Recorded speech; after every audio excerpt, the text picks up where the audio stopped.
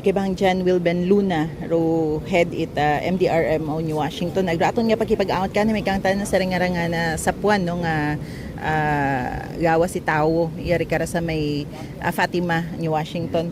Kay bang ano imong tawag mo Jan o Wilben? Jan po kayo. Jan. Kay bang Jan, paano na diskubrihan do nga gawa si tao? Good morning po no, sa mga nakikinig. So, possible po around po mga 8:30 to 9 naka-receive po kami ng call from the Barangay Council ng Fatima na meron nga daw po na nakita na katawan along the shoreline ng Barangay Fatima. Ang nakakita daw po is isang sa community rin mismo. And then after that, ni-report ng barangay sa MDRMO and the police na PNP. And insigida nag-agtuya do PNP and the MDRMO to identify do person nga dead body. So pagdating po namin, nakita po namin na yun nga po possible po mga 4 to 5 days na po from the decomposition state. Sa paano anang estado pagkakita ninyo? Bali nakaano po siya, nakahapa-imaw. Sa shoreline yun Sa shoreline na po. Dagsa Utaymaw. Yes po, nandagsa Utaymaw. Oo. So naano Utaymaw and sa pagkaano namin talaga nangangamoy na rin kasi. So May gambong pa. may ambong pa po. Kompleto pa Mataymaw. Kompleto pa tayo ng ambong pero doon ng yun nga may mga missing na sa face niya. Mga talagang hindi na siya ma-identify. Opo, na-decompose na po talaga siya. So possible po yun nga mga 4 to 5 days na po siya na palutang-lutang sa dagat. And then inanunda po siya kasi kagabi sobrang lakas din ng alon at ulan. So possible po nadagsan dito sa medyo mabaskog, no? Mabaskog. Hanggang ngayon po malakas pa rin po. Sa tanaw ninyo ay ano ra nakarang description mga manotaas, mga siguro po estimated po mga 5'4", 5'5" yung heights po nito and ano po siya possible po fisherman. Maitom. Hindi na po natin siya makita. Opo kasi yung kahit yung skin niya po ano na siya na nagpipil na rin. So ang ano na talaga puro puti na po talaga siya. Oo, tapos ay do edad hindi man yun ma-determine. Hindi na rin po ma-determine. Opo. So makaron ro ginahugat pa makaron na iyatay mautan naka sa account gid man imo yam sa may istaka. So ano po kakarating na ng natin na funeral services natin. So idadalhin niya sa funeral sa Barangay Kawayan sa funeral parlor and mag-wait po kami ng information para sa identification pag na para in case na may ma-identify kami na house na family na Gausoy ay di ka to naman ito Di ba usually kung may mga naduduga ay gina-alarm sa mga stations or peskinyo. Apo. Bali So may mga information nga nakabot kinyo may mga naduga. Yes po.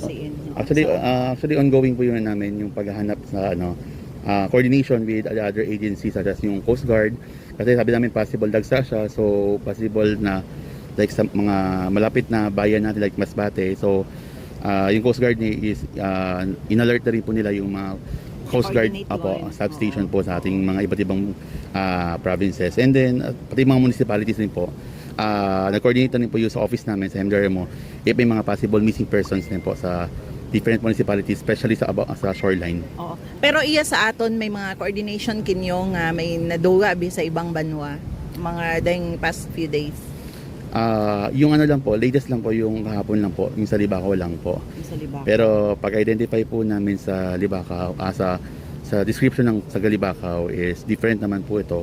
Kasi po kahapon pa lang po yung nawawala yung sa Libacao. So hindi pa pwede nga in a state of decomposition nga ta. Hindi pa po. So di inyo ang evaluation karahay mga 3 to 4 days so tayo mga nakadagsa. Mga more or less po. Mga yun nga po 4 to 5 days po. Dayang lugar nga raiyari kara sa parola nga rahay wa ra kara hagusit nagaagtuhay aman imo pagtay mo na na discover. Usually yung mga yung mga taga Fatima lang, mga mismo taga barangay lang halos yung yung banda dito kasi syempre wala ring tao. So yun po siguro yun yung isang reason din na wala rin nakakita agad po. Pero base kung sa inyong tanaw hay medyo boy-boy tayo mo na rin karon. Possible po Base sa gawod sa tubig at possible sa gawin Binagsaya mga tapos tapos ganyan. kahapon po dahil sobrang lakas Oo. ng unang ano po ng humbak. Oo. So possible po mga kagabi inano do tayo Nalo jud tayo mo. Base makon kay bang dyan may panawagan ka makaron no sa posibleng pamilya ito nga nga nasapuan ninyo. Boss, kung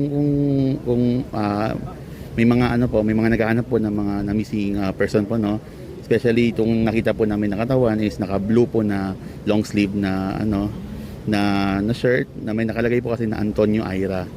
So, yung ano niya, parang ano siya, campaign shirt po yata siya. Okay. Opo. So, if possible po may missing person po kayo na ganun yung damit and naka-black short po, pwede niyo pong makita, ma-identify po dito sa funeral po dito ba sa Barangay Kawayan. Doon po namin dadalhin. Kasi do pangalan nga medyo bukod familiar iyan Opo, no. So opo. posible nga bukod taga-iya. Possible po, pero may mga possible ano po kami na pwede pong taga Masbate. Pwedeng Apo. taga-Masbate. Kasi according po sa research namin kanina, nag-research kami, dinignan namin po Yung kung pangalan. pangalan ng politician.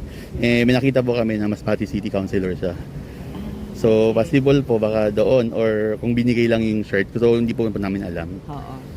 Sige. Basta din pagang makonduklo kung Apo. sino yung mawala. Yun pa lang po yung ano natin, yung parang clue na kung taga saan yung nalagsa. Okay.